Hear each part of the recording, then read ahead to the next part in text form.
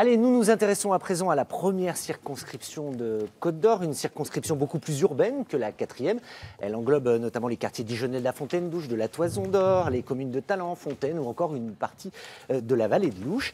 Se sont installés rapidement sur ce plateau 6 des 17 candidats. À commencer par Zladana Zivkovic, bonjour. Bonjour. Vous avez été choisi par les militants socialistes pour tenter de succéder à Laurent Grandguillaume qui ne se représente pas. Anne Herschens, en face, bonjour. Candidate investie par les Républicains. François-Xavier Dugourc, bonjour. Bonjour. Candidat de droite, non investi par votre parti, malgré votre recours. Didier Martin, de La République En Marche, issu du PRG.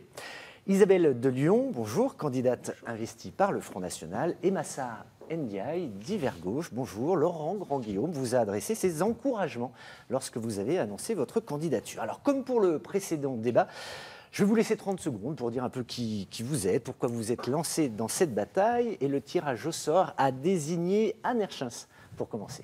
Merci. Bonjour à tous. Moi, j'ai été effectivement candidate investie par mon parti Les Républicains et ensuite investie par l'UDI. Je suis plutôt issue de la société civile. J'ai un court parcours en politique depuis seulement 5 ans. J'ai une très bonne connaissance du tissu économique local.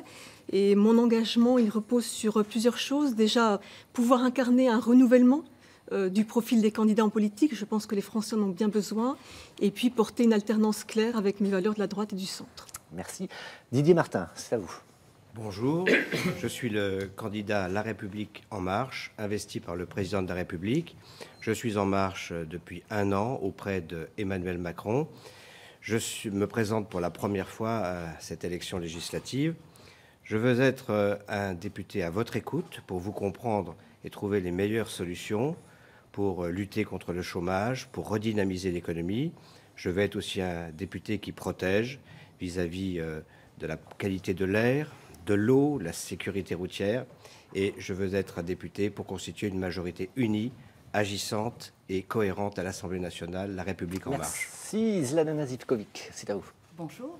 Donc, je suis élue depuis 3 ans à la ville de Dijon, juriste de formation.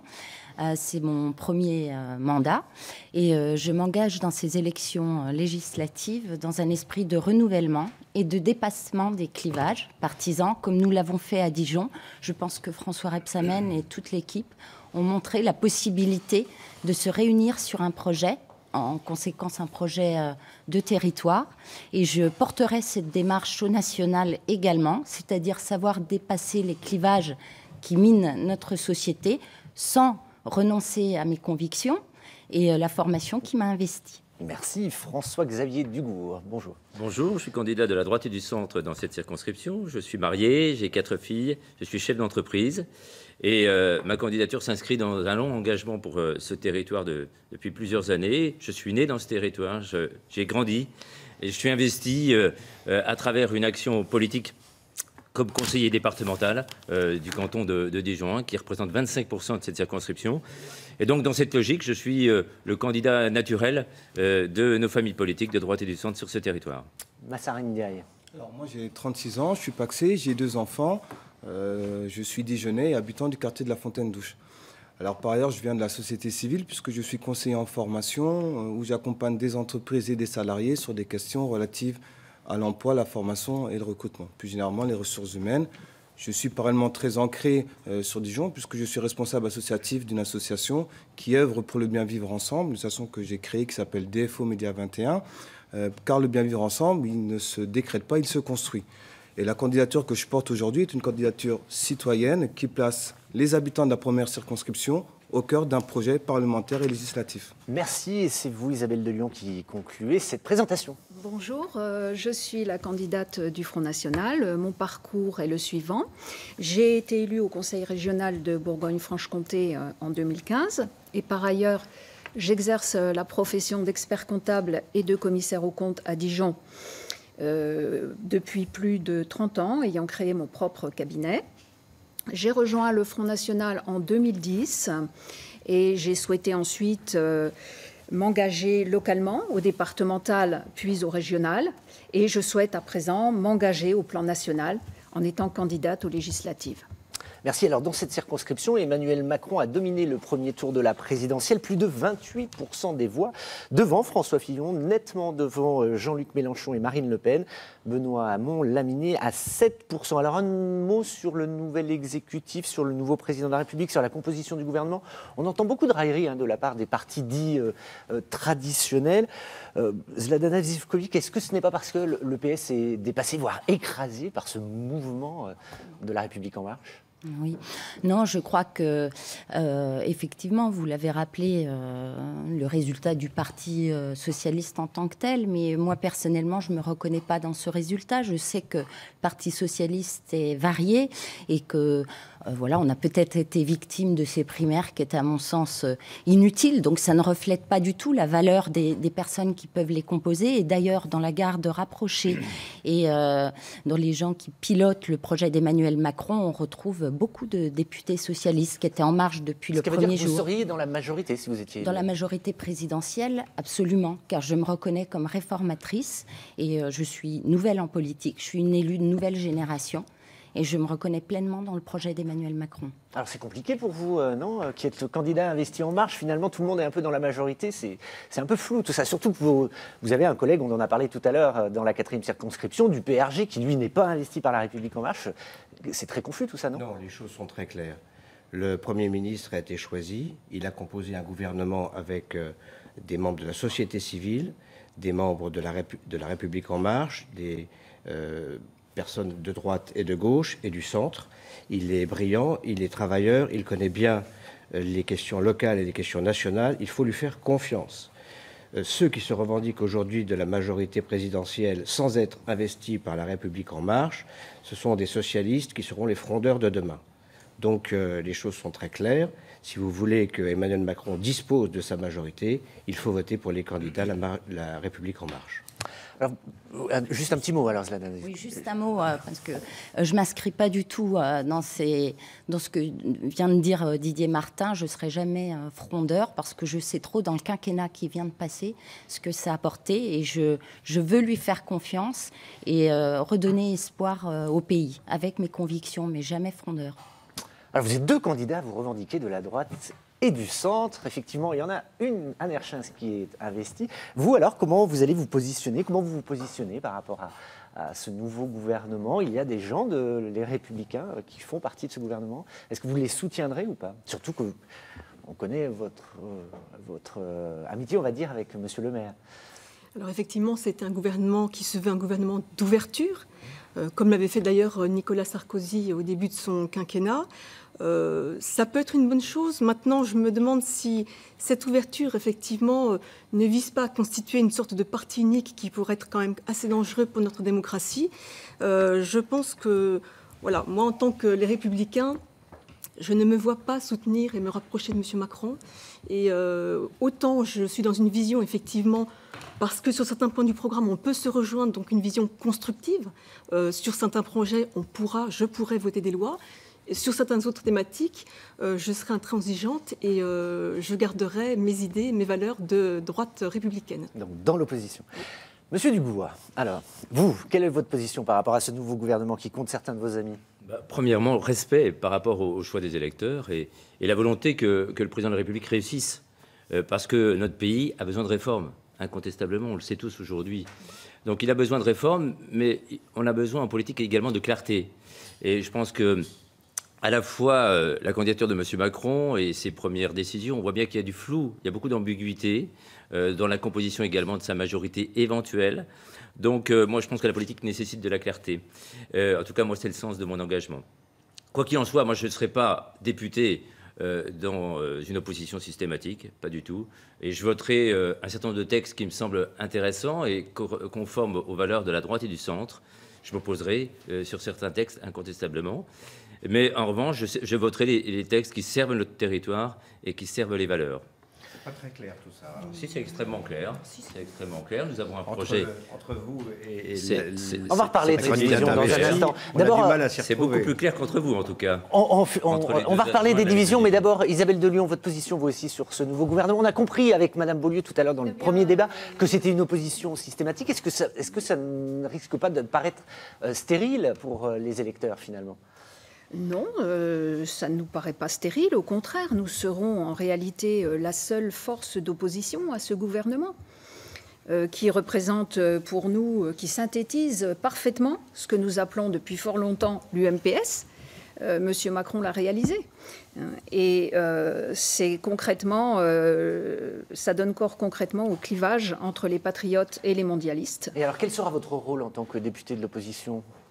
De nous opposer à ce qui nous paraîtra contraire à l'intérêt de la France. Massara Ndiaye, vous alors, vous êtes un ancien socialiste, hein, quelle est votre position vous par rapport à ça ? En tant que citoyen et habitant de la première circonscription, je souhaite bonne chance au président Macron. Néanmoins, je souhaite quand même lui rappeler qu'il a été élu par moins d'un électeur sur 2 si on tient compte des abstentionnistes, des votes blancs et des votes nuls. Donc aujourd'hui, il ne me paraît pas très sain aujourd'hui de parler de majorité et de position. La question qui doit prévaloir, c'est comment accompagner au mieux chaque citoyen dans leur développement professionnel, personnel et bénévole. Donc aujourd'hui, et puis le renouvellement tant attendu, pour moi, n'est pas au rendez-vous. On a d'anciens ministres, on a d'anciens collaborateurs de ministères, donc le renouvellement tant attendu n'est pas là. Et puis, la tendance libérale que prend ce gouvernement aujourd'hui ne me laisse pas penser que le citoyen sera au cœur d'un projet sociétal. Je crois que ce gouvernement porte les gènes d'une flexibilité beaucoup plus accrue qui me laisse craindre, en tout cas, que demain, on se retrouve avec des inégalités de plus en plus croissantes. Et on sait très bien que les inégalités les plus croissantes amènent l'isolement, amènent l'exclusion et amènent tout simplement les votes aux partis extrêmes. Donc aujourd'hui, voilà ma position, qui est de dire qu'aujourd'hui, et on le voit dans le débat qui se pose devant nous, majorité, opposition, j'aimerais bien qu'on se positionne à un moment donné du côté du citoyen, de ces acteurs qui font vivre au quotidien nos territoires. Et aujourd'hui, on parle de majorité et d'opposition. Et ça me dérange.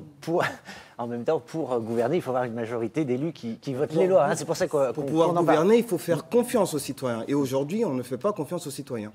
Il faut une majorité constituée, importante. Alors justement, parce que sur ce plateau reflète un petit peu les divisions politiques très marquées dans cette circonscription. On voudrait quand même aborder cette question avec... Vous savez que cette émission est réalisée en partenariat avec le Bien Public et c'est donc mon collègue Bertrand Lotte, journaliste au Bien Public, qui va aborder cette thématique. Bertrand. Moi, je voulais voir avec vous, parce qu'effectivement, on a beaucoup parlé des divisions durant cette campagne, mais finalement, il y a beaucoup de choses qui vous rassemblent, en tout cas les 4 candidats qui sont les plus proches de moi.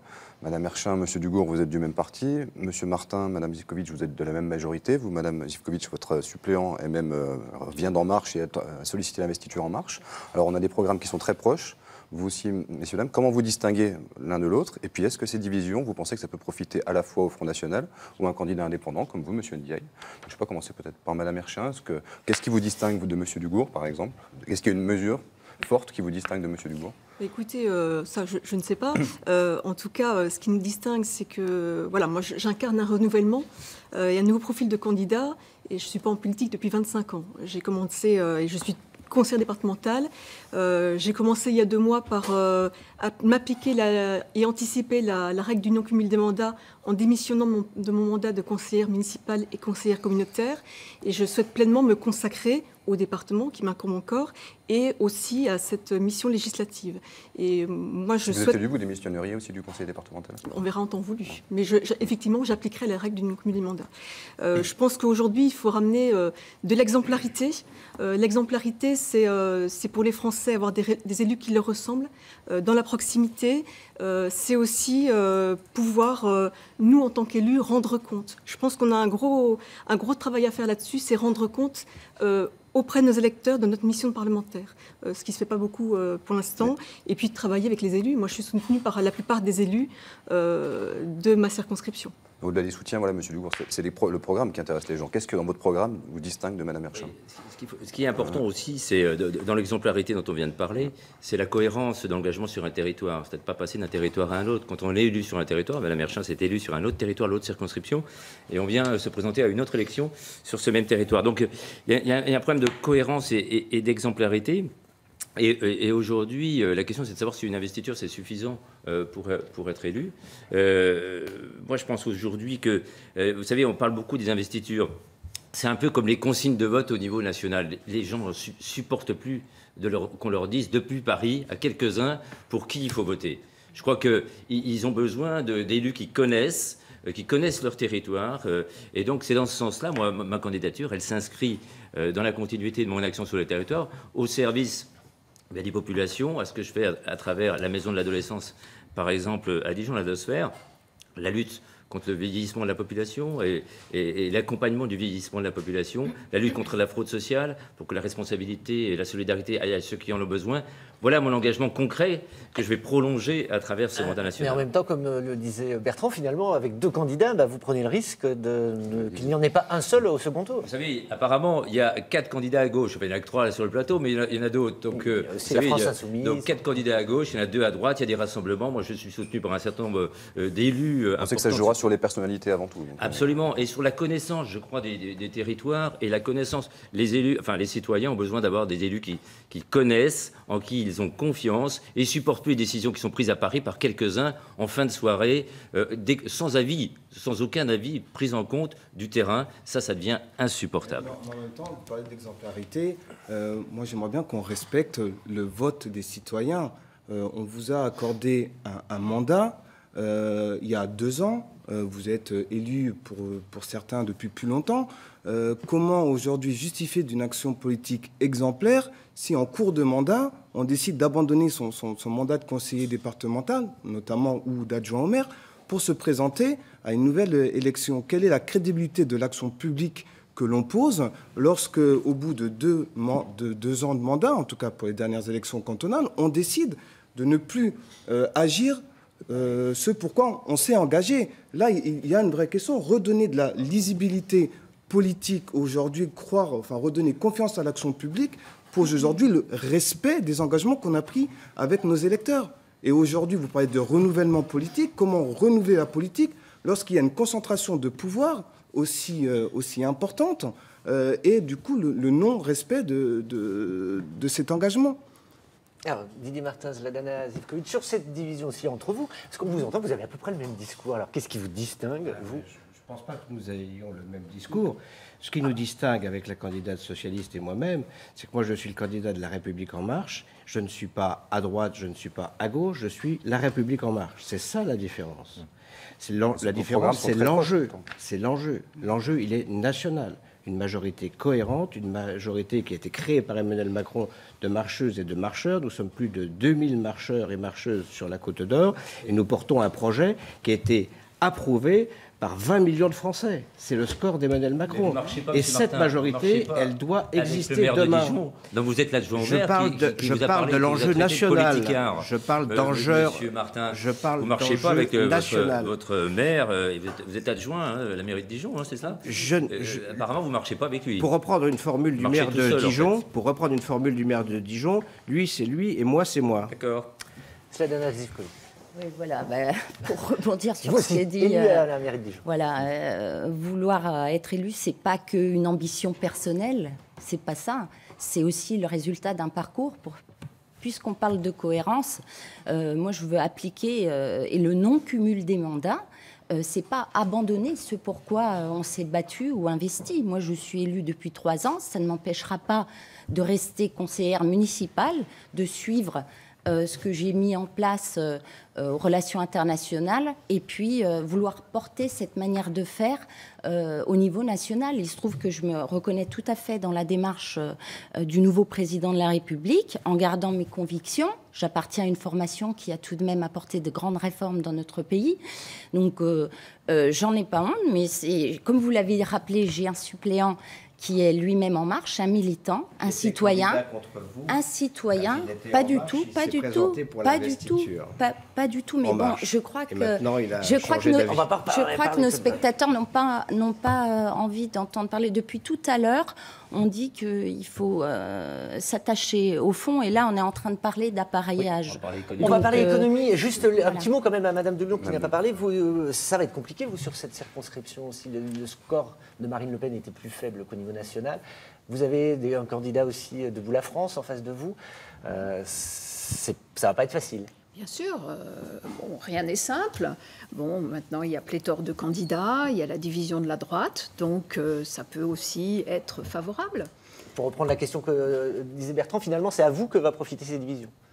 C'est possible. Bon. Alors, le député sortant, Laurent Grandguillaume, était en fait très présent sur les dossiers de la simplification, sur le projet de loi Territoire zéro chômeur, sur les dossiers de l'économie un peu en général. Question un peu simple pour vous laisser débattre, on n'a pas beaucoup de temps, mais quelles doivent être les premières mesures en fait, défendues par les députés à l'Assemblée nationale pour relancer l'économie, selon vous, si on devait en garder qu'une ou deux?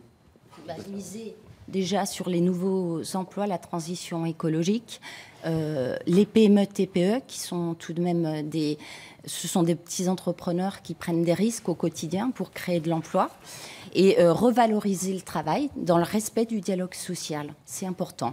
Donc je ne suis pas contre, parce que vous allez y venir, au recours aux ordonnances. Ce n'est pas tant le recours en lui-même, c'est un principe démocratique, mais je serai vigilante à ce qu'il soit bien appliqué et négocié avec les partenaires sociaux, patronaux et salariés. C'est important. Les ordonnances interviendront après un vote du Parlement et après un dialogue social. Et souvenez-vous que les plus grandes avancées sociales ont été conclues dans les accords de Matignon. C'est la méthode qui sera choisie, donc l'urgence, elle est là. Notamment sur le Code du travail, alors sur la réforme du Code du travail. Entre autres sur le Code du travail, avec le dialogue avec les partenaires sociaux, c'est la loi qui l'impose, c'est la méthode qui sera choisie. Donc l'urgence, elle est économique, résorber le chômage, relancer l'activité économique, donner la confiance et travailler au rayonnement et à l'attractivité de la France. Moi, je pense que la mesure la plus urgente, effectivement, pour nos PME, qui, je le rappelle, sont 98% des entreprises en France, c'est vraiment d'alléger leurs charges et leurs impositions. Et sans cela, je pense qu'elles ne pourront pas créer de l'emploi, elles ne pourront pas retrouver de la compétitivité, pas accéder au marché, et c'est ça qui est inquiétant. Donc, harmonisons le taux d'IS, qui aujourd'hui en France est de 33%, et ramenons-le à 25% comme la moyenne européenne. Redonnons de la flexibilité aux entreprises via le Code du travail, via les accords d'entreprise, et puis supprimons le CICE, supprimons ce compte pénibilité qui n'a amené que des contraintes, arrêtons de parler du prélèvement à la source qui est vraiment une aberration pour les chefs d'entreprise. C'est des mesures simples qui peuvent être rapides et qui vraiment auront une efficacité sur notre économie. Oui, monsieur Dugaud. Un ministre de droite à l'économie, ça vous rassure, même si ce n'était pas votre candidat à la primaire? Il faut voir sur les actes et sur les concrets. Moi, je pense qu'il faut mettre l'économie et l'emploi au cœur du projet politique, que ce soit au plan national ou au plan local, avec 3 données essentielles. Premièrement, stabiliser. Aujourd'hui, les PME, les artisans, les commerçants, ils ont besoin de stabilité, de visibilité. Il faut arrêter de changer les normes en permanence. Il faut simplifier le RSI, notamment dans ce cadre-là. Stabilité. Deuxièmement, effectivement, alléger les charges, alléger les normes, les boulets qui pèsent sur la création d'emplois dans notre pays. Et troisièmement, expérimenter. Et l'expérimentation, ça passe par exemple par l'initiative de Laurent Grandguillaume, Territoire zéro chômeur. Je n'ai pas compris pourquoi le maire de Dijon ne l'a pas proposé à la Fontaine-Douche. Il y a un vrai territoire pour expérimenter cette belle action, cette belle initiative. Il faut tout tenter en matière d'emploi, tout tenter. Et c'est une belle idée, il faut la concrétiser, et on va la concrétiser dans cette circonscription. Madame de Lyon, vous avez un petit peu de retard par rapport aux autres candidats. Il y a une question que je voulais vous poser, parce que la mesure phare du Front National, c'est la sortie de l'euro. Et en quoi, concrètement, demain, pour les nombreuses entreprises de la première circonscription qui exportent à l'étranger, ce sera bénéfique pour elles si nous sortons de l'euro? Eh bien, déjà, lors de son intervention télévisée jeudi soir, Marine Le Pen est un peu revenue sur cette mesure en indiquant qu'elle avait effrayé beaucoup de Français et que donc cette mesure-là serait discutée dans les mois à venir après les législatives au prochain congrès. Et vous partagez cet avis aussi qu'il faut de la souplesse sur cette... Moi, je pense aussi qu'il faut de la souplesse. Par contre, nous, nos objectifs vraiment prioritaires, c'est une action pour la réindustrialisation de la France, pour lutter contre le chômage de masse, bien sûr. Et les points phares, ce serait d'instaurer un protectionnisme intelligent en rétablissant des barrières douanières vis-à-vis des pays qui ne respectent pas les accords commerciaux et qui pratiquent le dumping. De supprimer aussi la directive des travailleurs détachés, ça nous paraît quelque chose de prioritaire. Et enfin, de pratiquer le patriotisme économique en privilégiant la commande publique envers les entreprises françaises. Massa Ndiaye, on ne vous a pas entendu, puis un petit mot de... Dans une vision assez passéiste des choses. On sait qu'aujourd'hui, demain, les entreprises seront impactées par l'automatisation, la numérisation, la robotisation. Parler d'économie aussi, c'est à un moment donné être dans une prospective. Et aujourd'hui, la prospective pose les questions tout simples au niveau de l'éducation, comment on forme aujourd'hui les salariés de demain, comment on accompagne les entreprises. Beaucoup de territoires se positionnent dès à présent sur l'économie du futur. Il faudrait qu'on en parle parce que demain, ce sont ce type d'entreprises, aussi bien dans le monde rural ou dans le périurbain ou dans l'urbain, qui va venir effectivement impacter notre économie. Et parler également d'économie, c'est également parler de territoire, de logement, puisque le logement est dans une vraie logique globale. Donc aujourd'hui, ce qui peut être problématique, c'est qu'on prend les choses de manière très dispersée, les unes par rapport aux autres, alors que l'économie est une vision plus globale. Alors aujourd'hui, nous, on souhaite vraiment aujourd'hui poser un débat national, en tout cas ce sera notre action, sur les territoires, sur ce que seront demain les organisations de travail, de ce que pourrait être la redéfinition du travail en prenant en compte les emplois et les activités. Il faut qu'il y ait un débat national sur cette question-là, du temps de travail et bien évidemment, Merci, vous êtes nombreux sur la requalification de la nature de la protection sociale. Je suis navré, vous êtes nombreux, il faut aller vite. On va passer aux conclusions puisqu'on va bientôt arriver au terme de cette émission. Vous disposez à nouveau de 30 secondes. Zladana Živković, vous avez été désignée par le tirage au sort pour commencer. Très bien. Mais écoutez, je suis candidate à ces élections législatives pour rassembler nos concitoyens autour des valeurs qui nous rassemblent, pour une France plus efficace, avec Emmanuel Debost, mon suppléant, qui lui est en marche et qui a reconnu en moi cette volonté. Nous partageons les valeurs d'exemplarité et de probité dont notre pays a tant besoin. Donc une candidature d'ouverture pour la réussite de notre pays et de notre territoire. Merci à vous. Didier Martin. Avec ma suppléante, qui est issue de la société civile et qui se bat chaque jour pour l'égalité femmes-hommes, nous voulons accompagner le grand mouvement qui a initié Emmanuel Macron, président de la République. Il est courageux, il est volontaire, il est pugnace. Il a nommé un gouvernement efficace qui témoigne de la pluralité et de la réalité française. Et donc, le 11 et le 18 juin, il faut voter pour les candidats La République En Marche. Merci. Isabelle Delyon. En conclusion, je souhaite m'adresser aux électeurs en leur demandant d'envoyer un maximum de députés patriotes à l'Assemblée nationale, où nous serons réellement les seuls à nous opposer avec force au projet politique dangereux de M. Macron, qui est l'immigration massive, le communautarisme, la complaisance avec l'islamisme, la faiblesse face à l'insécurité et au terrorisme, la soumission vis-à-vis de Bruxelles, toujours moins de protection et toujours plus de dérégulation. Merci. Anne Herchin, c'est votre tour. Moi, je porte ma candidature aux côtés de Patricia Gourmand, ma suppléante. Nous sommes dans une démarche constructive pour faire avancer la France et redresser notre pays. À travers ma candidature, je pense que les électeurs de la première circonscription ont vraiment l'opportunité de choisir un candidat du renouvellement et pas de recyclage. Merci. Massa Ndiaye. La candidature que je porte avec Lucie Cordier, ma suppléante, est celle qui place la mutualisation des expertises, des expériences et des intelligences au cœur d'un vrai projet sociétal.